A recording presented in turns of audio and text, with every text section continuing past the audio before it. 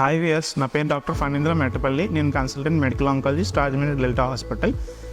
ఈరోజు మీకు hormone therapy అంటే ఏంటి, దాని గురించి, అది ఏ ఏ క్యాన్సర్లో వాడతారనే దాని గురించి చెప్తాను.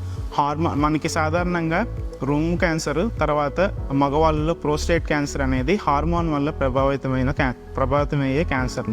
సో వీళ్ళలో మనకి సర్జరీ అయిన తర్వాత కానీ, తర్వాత రూమ్ క్యాన్సర్లో సర్జరీ అయిన తర్వాత మనకి ఈఆర్పిఆర్ స్టేటస్ అని చేస్తారు. ఈఆర్పిఆర్ పాజిటివ్ వచ్చిన వాళ్ళలో కీమోథెరపీ అవసరాన్ని బట్టి ఇచ్చిన తర్వాత ఈ హార్మోన్ థెరపీ అనేది అవసరం ఉంటుంది.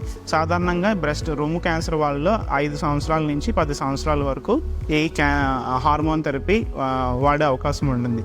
ఈ హార్మోన్ థెరపీ వాడేటప్పుడు సాధారణంగా ఆడవాళ్ళకి కొంచెం ఎముకలు వీక్ అయ్యే అవకాశం ఉంటుంది.